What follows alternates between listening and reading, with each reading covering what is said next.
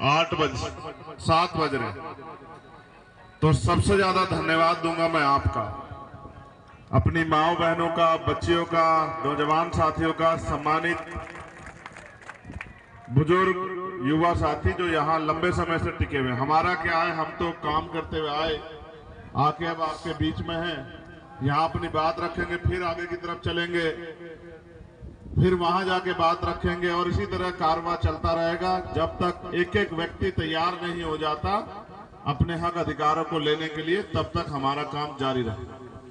तो मैं धन्यवाद दूंगा सरपंच जी को, उन्होंने एक बहुत ही अच्छी प्रतिमा बाबा साहब अम्बेडकर और शहीद आजम सरदार भगत सिंह जी की जो लगाई है और एक एकता का संदेश दिया है, ये सचमुच एक बहुत ही बड़ा कार्य, एकता का कार्य उन्होंने किया है। वो इसके लिए बधाई के पात्र है, उनकी पूरी पंचायत इसके लिए बधाई की पात्र है।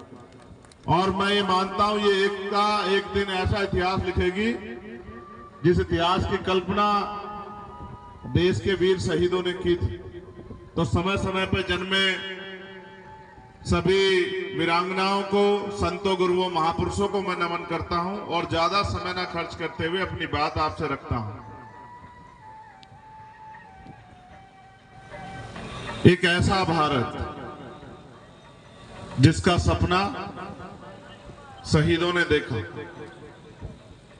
जहां समानता हो, मैं समानता का प्रबल समर्थक हूं, जहां किसी भी तरह की गैर बराबरी ना हो, ना जाति के आधार पे, ना धर्म के आधार पे, ना आर्थिक आधार पे, ना सामाजिक आधार पे, किसी भी तरह की गैर बराबरी। और अंग्रेजों की गुलामी के बाद इस सपने के लिए उन्होंने हंसते हंसते बलिदान दिए कि देश के लोग जिम्मेदारी से देश की गरिमा को समझते हुए, क्योंकि देश जो है दीवारों से नहीं बनता है, देश बनता है दिलों को जोड़ने से। देश सिर्फ मिट्टी की दीवारें नहीं है, देश एक भावना है, देश एक विश्वास है। और आप और मैं सब जानते हैं कि जब देश के गौरव की बात आती है तो हमारे अंदर एक ऐसी ऊर्जा का संचार होता है। जब हमारे देश की कोई भी टीम किसी भी फील्ड में जीत के आती है, देश का मान बढ़ाती है, किसी भी जाति धर्म से आने वाला देश का वीर सपूत जब देश के लिए मेडल लेके आता है तो हमारा सीना गर्व से चौड़ा हो जाता है। चाहे मुझसे मिले हो ना मिले हो, चाहे वो हमसे कितनी दूर रहता हो, हम उसको छू भी ना सकते हो, लेकिन जब देश की बात आती है तो हमें एक ऊर्जा का संचार होता है, एक उत्साह का संचार होता है। वो ऊर्जा और उत्साह इसलिए है कि अंतिम पायदान पे जो व्यक्ति खड़ा है उसको भी वो अवसर, वो अधिकार, वो सम्मान का जीवन इस देश में मिलना चाहिए। इसी सपने के साथ आजादी की बात आगे बढ़ी थी कि भारत एक खूबसूरत भारत, एकजुट भारत, एक तीर्थ भारत, समानता का समर्थक भारत, और दुनिया में जैसे पहले सोने की चिड़िया हुआ करता था ऐसा भारत हम लोग बनाएंगे। लेकिन बना क्या मेरे साथियों? बना ये कि अंग्रेज चले गए, जिनके हाथ में ताकत दे के गए, उन्होंने अपने हिसाब से देश को चलाया। और जब भी कोई अपने हिसाब से देश को चलाएगा, जनहित के मुद्दों को पीछे छोड़ देगा, जनता की समस्याओं को खत्म करने के बजाय जनता को उसी हालात में छोड़ देगा, तो परिवर्तन नहीं हो सकता है। परिवर्तन की एक शर्त है कि परिवर्तन सोच के साथ होता है, परिवर्तन विश्वास के साथ होता है, परिवर्तन के लिए संघर्ष की जरूरत होती है, परिवर्तन के लिए एक दृढ़ संकल्प की जरूरत होती है। जैसा संकल्प आज इस मंच पर दिखाई दे रहा है, अगर ऐसा ही संकल्प किसान, कमेरे, नौजवान, महिलाएं, मजदूर और हक वंचित समाज, और वो समाज जो चाहता है कि देश एकजुट हो, अगर वो कर ले तो दुनिया की कोई ताकत नहीं है कि भारत को सोने की चिड़िया बनने से रोक दे। लेकिन बुरा ये है कि हम नेताओं के चक्कर में फंसे, और जो हमारे महापुरुष हमें सिखा के गए, हमने एक बड़ी गलती की। मैं कामरेड यहाँ बैठे हैं, बहुत सीनियर है हमारे, में उनसे कह रहा था कि आप मेरे से बाद में बोलना, आप अध्यक्ष और सभा के, मगर उनका एक पुराना अनुभव है नागौर का, और मैं समझ गया वो उस अनुभव को भगीरथ जी ने मेरे कान में कहा कि हमारा एक अनुभव है कि जब आप जाते हो तो आपके सारे साथी चले जाते हैं, आपके साथ ही भले आप मने करके जाओ। तो मैंने इनसे कहा कि मैं जा थोड़ा ही रहा था, मैं तो ये कह रहा था कि वो बड़े हैं, उनका एक सम्मान है। मैंने अपने पिता से, अपने महापुरुषों से सीखा कि बड़ों का सम्मान करना चाहिए। तो इसलिए मैं चाहता था कि वो अध्यक्षता कर रहे हो, मेरे बाद बोलें और हम सब लोगों को अपनी बात से जो है वो आशीर्वाद भी दें और हमें रास्ता भी दिखाएं। लेकिन जब मुझे बाद में अवसर मिला तो मैं जो आपसे कहना चाहता हूं वो ये है कि शिक्षा जो है वो एक हथियार है, ऐसा हमें बताया गया, समझाया गया। शिक्षा सिर्फ रोटी रोजी का काम नहीं है। शिक्षा आपको तर्क करने की शक्ति देता है, तर्क की कसौटी पे आने की शक्ति देता है। शिक्षा दोस्त दुश्मन अच्छे बुरे की पहचान कराता है।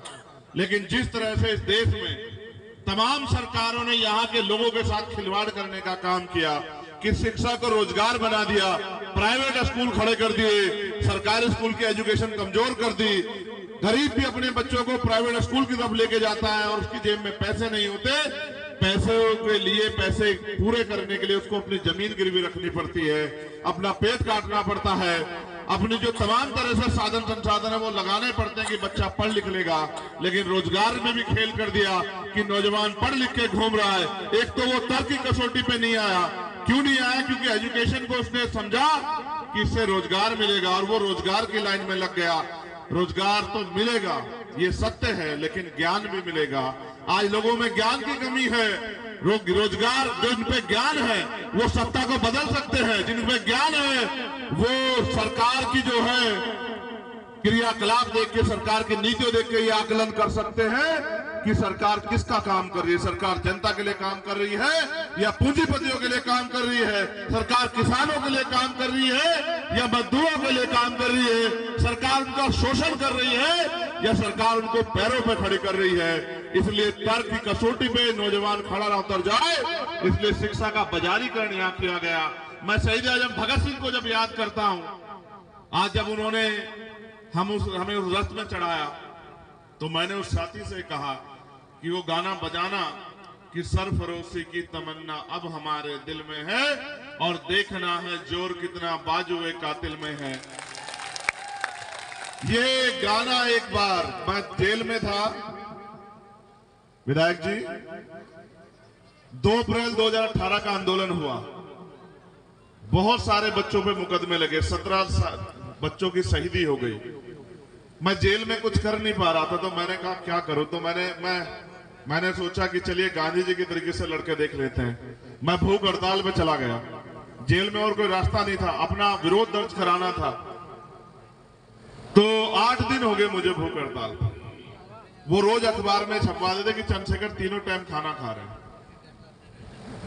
कहीं ना कहीं से मेरे परिचित अखबार की कटिंग मुझे लाके देते कि देखो आज ये छपा। बाहर लोग आंदोलन कर रहे थे, मैं उस आंदोलन का साझेदार बनना चाहता था बस। तो मैंने अपने अधीक्षक से कहा कि सर, उन्होंने कहा चंद्रशेखर कोई मांग हो तो बताओ। मैंने कहा एक ही मांग है, आज आप मुझे लेजेंड ऑफ भगत सिंह दिखवा दो। तो अधीक्षक मुझसे कहने लगे कि बिना उसको देखे तुमने हमारी नाक में दम कर रखा है, उसको देख के जो है तुम और पक्का संकल्प कर लो। हम कहां जाएंगे भाई, हम नहीं दिखाएंगे। भगत सिंह केवल एक नाम नहीं है, भगत सिंह एक विचार। और जिसने वास्तविकता में शहीद आजम भगत सिंह को पढ़ा है, मैं शर्त लगा के कह सकता हूं कि दुनिया की कोई ताकत उसे तोड़ नहीं सकती। इसलिए मैंने कहा कि वो गाना बजाओ, और मैं पूरे रास्ते उसको सुनता आया, क्योंकि मैंने उनको जब पढ़ा और उनकी एक एक बात में क्या दम था। उन्होंने अपनी मां से कहा क्रांतिकारी होते हुए कि जब मुझे मिलने आओ आखिरी बार रोना मत, वरना लोग ये कहेंगे कि एक क्रांतिकारी भगत सिंह की मां रो रही, मैं कमजोर पड़ जाऊंगा। जब उनके पिता ने ब्रिटिश गवर्नमेंट को खत लिख दिया कि इनकी फांसी की सजा माफ कर दी जाए, तो वो अपने पिता से लड़ बैठे और उन्होंने अपने पिता से कहा कि आज आपने मुझसे, मेरे साथ धोखा किया है, मेरे आंदोलन के साथ।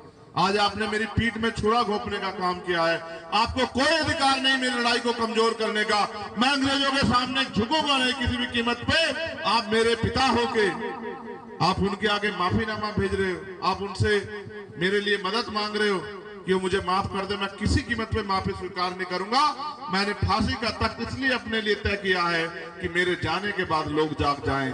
भगत सिंह को जैसा मैंने कहा कि भगत सिंह एक विचार थे, आज के नौजवानों में वो विचार कम दिखाई देता है, क्योंकि संकल्प नहीं है। थोड़े थोड़े अभाव में, थोड़े थोड़े साधनों पे हम अपने आंदोलन को कमजोर कर देते हैं। आप सोचिए, अगर वो विचार शक्ति के रूप में परिवर्तित नहीं हुआ होता, अगर वो आंदोलन संघर्ष के रूप में मजबूत नहीं हुआ होता, तो क्या आज अंग्रेजों से गुलाम आजादी हम लोग ले पाते?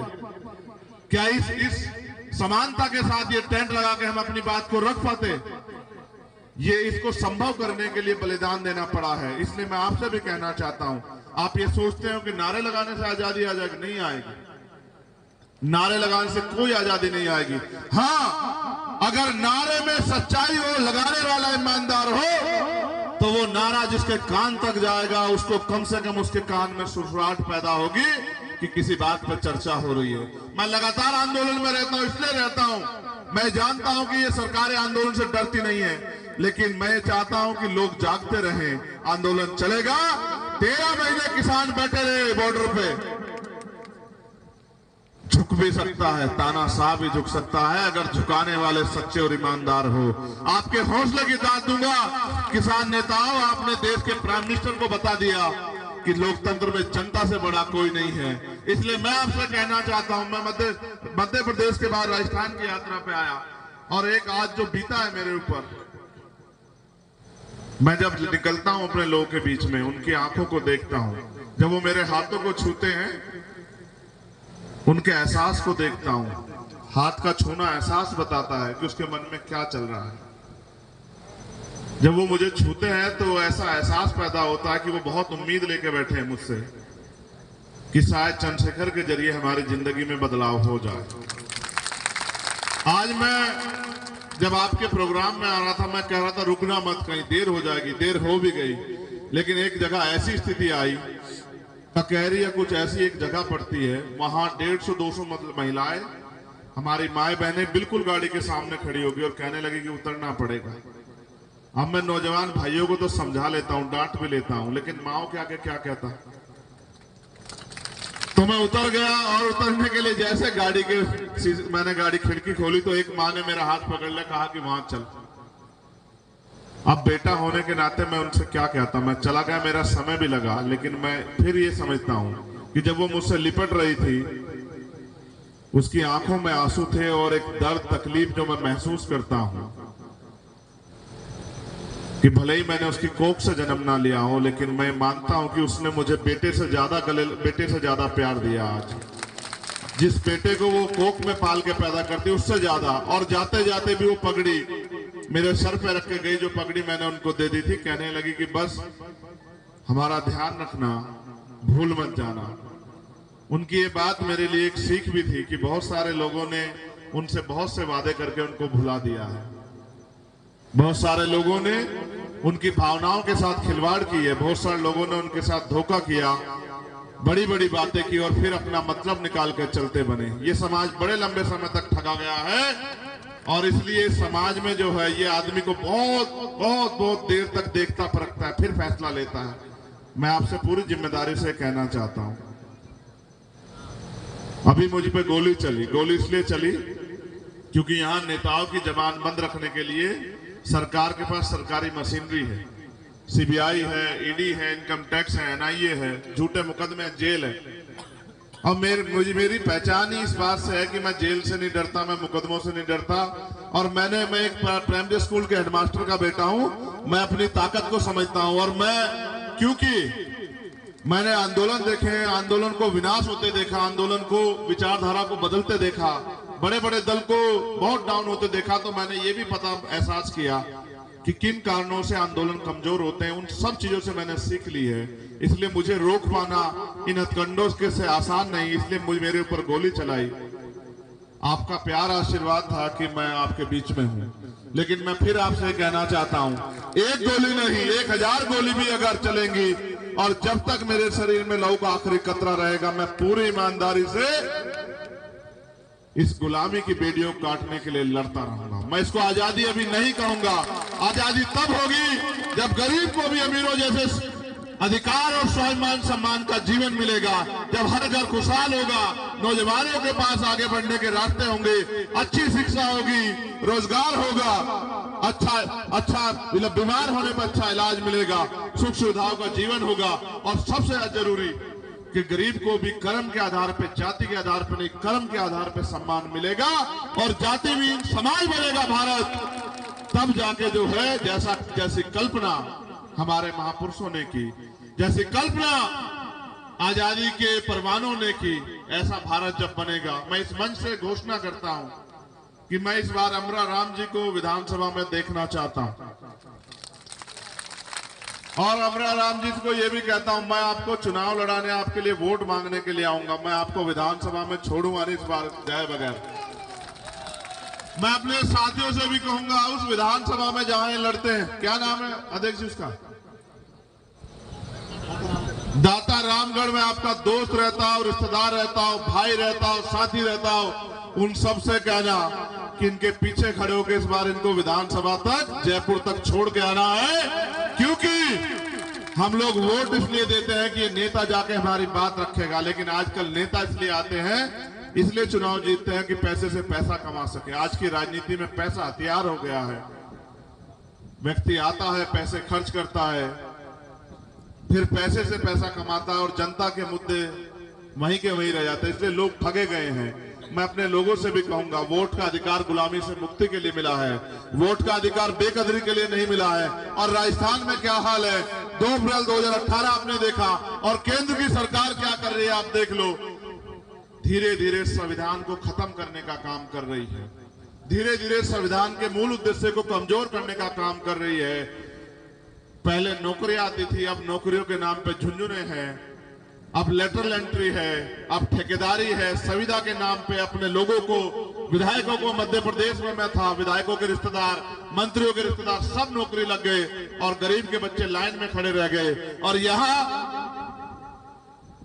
यहाँ बसों में बैठ के पेपर लीक होते हैं, पूरी की पूरी बस अपनी बना के और उसमें बैठ के गरीबों के अधिकारों को, नौजवानों के अवसरों को कुचला जाता है। और जुल्म क्या हुआ है आप बेहतर जानते हैं। यहाँ विपक्ष नहीं है अध्यक्ष जी, यहाँ विपक्ष नहीं है। ये लोकतंत्र की खूबसूरती है कि विपक्ष होना चाहिए, सत्ता तानाशाना हो, लेकिन यहाँ विपक्ष नहीं है। इसका सबसे बड़ा प्रमाण ये है कि जब दलितों पे, आदिवासियों पे, पिछड़ों पे और माइनॉरिटी पे अत्याचार होता है, आप विश्वास कीजिए कि अगर कांग्रेस की सरकार में होता तो बीजेपी के लोग बैठ के तमाशा देखते हैं, और बीजेपी की सरकार में होता है तो कांग्रेस के लोग बैठ के तमाशा देखते हैं। ये विपक्ष नहीं है, लोकतंत्र नहीं है। मैंने बहुत सारी घटनाएं देखी, आपको इंद्र मेघवाल याद होगा, आपको जितेंद्र मेघवाल याद होगा, आपको कार्तिक भील याद होगा, आपको ओम प्रकाश रैगर याद होगा, आपको नासिर जुनैद याद होंगे।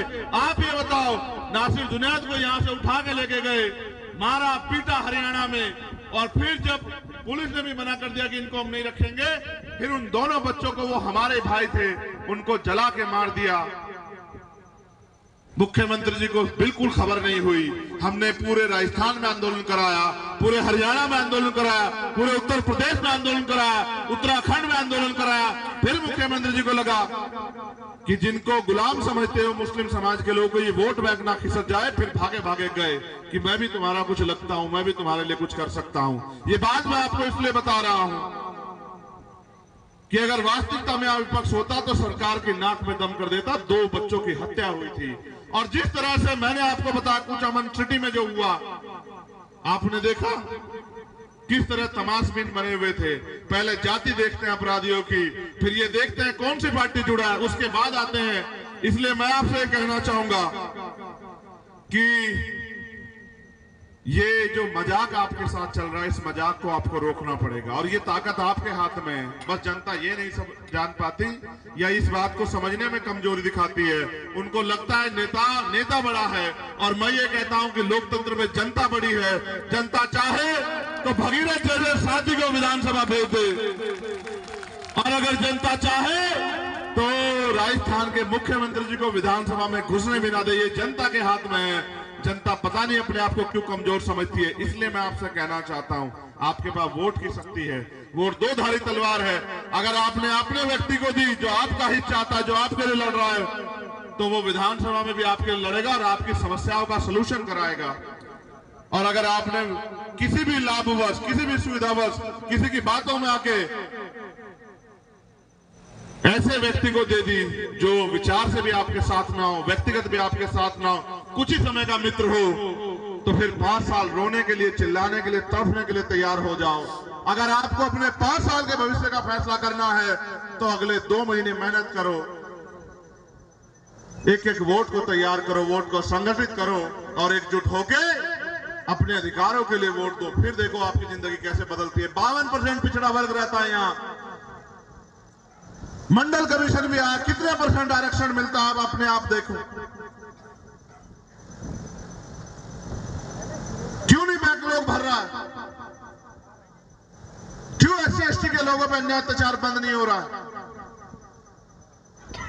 सरकार का जो तिजोरी होती है, आप इस बात को गौर से समझना, ये सबसे बड़ी समझने की बात है, लोग नहीं समझ रहे हैं। अभी मुख्यमंत्री ने कुछ योजनाएं लागू की हैं और लोग सोच रहे हैं कि मुख्यमंत्री जी हमें कुछ दे रहे हैं। सच ये नहीं है।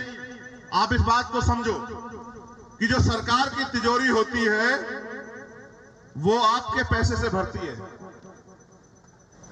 आपका पैसा टैक्स के रूप में उस तिजोरी में जाता है। उस पैसे को आपके ऊपर लगाने के काम को मैं बहुत बड़ा काम नहीं मानता हूं। आपका पैसा आपके ऊपर लगना चाहिए। मैं तो ये मानता कि मुख्यमंत्री यहाँ के नौजवानों को 5-5 हजार रुपए भत्ता देते जो बेरोजगार घूम रहे हैं, तब मैं मानता मुख्यमंत्री जी कुछ कर रहे हैं। यहाँ के गरीबों के बच्चों को पढ़ने के लिए विदेश भेजते योजना बना के, यहाँ की बहन बेटियों की सुरक्षा की व्यवस्था करते, बहन बेटियों के लिए रोजगार की व्यवस्था करते, किसानों की फसल के दाम उनको मिले, MSP की गारंटी मिले, मजदूर को न्यूनतम वेतन मिले, इसकी व्यवस्था करते। सरकारी कर्मचारियों के साथ उत्पीड़न ना हो जाती धर्म के नाम पे, बैकलॉग भरा जाए, जिन पे जमीन नहीं उनको जमीन मिले, जिन पे उद्योग धंधे नहीं उनको उद्योग धंधे मिले, जिन पे लोन नहीं उनको लोन मिले। अगर ऐसी व्यवस्था करके सरकारें आपको आपके पैरों पर खड़ा करती, तब मैं मानता सरकारें आपकी हैं।